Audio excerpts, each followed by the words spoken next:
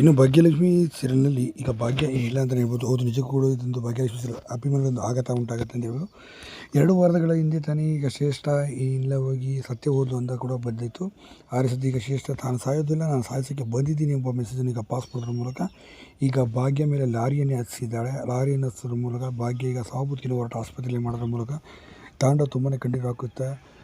ಉಳಿಸಲು ಪ್ರಯತ್ನ ಕೂಡ ಪಡ್ತಿದ್ದಾನೆ. ಆದಿ ಇನ್ನೊಂದು ಕಡೆ ಹೋರಾಟವನ್ನು ಮಾಡ್ತಿದ್ದಾನೆ. ಆದರೆ ಕೊನೆಗೆ ವೈದ್ಯರು ಭಾಗ್ಯನ ಉಳಿಸಲು ನಾವು ಎಷ್ಟೇ ಪ್ರಯತ್ನ ಪಟ್ಟು ಉಳಿಲಿಲ್ಲ ಅಂತಲೂ ಕೂಡ ಹೇಳ್ತಾರೆ. ಹೌದು, ಇದರಿಂದ ಭಾಗ್ಯ ಜೀವಕ್ಕೆ ಈಗ ಅಪಾಯ ಉಂಟಾಗಿ ಕೊನೆಗೆ ಈಗ ಭಾಗ್ಯ ಸೀರಿಯಲ್ ನೀಡಲಾಗಿದೆ. ಅಂದರೆ ಸೀರಿಯಲ್ ಇದು ಮುಕ್ತಾಯವಾಗ್ತದೆ ಅಂತಲೂ ಕೂಡ ಹೇಳಲಾಗ್ತದೆ.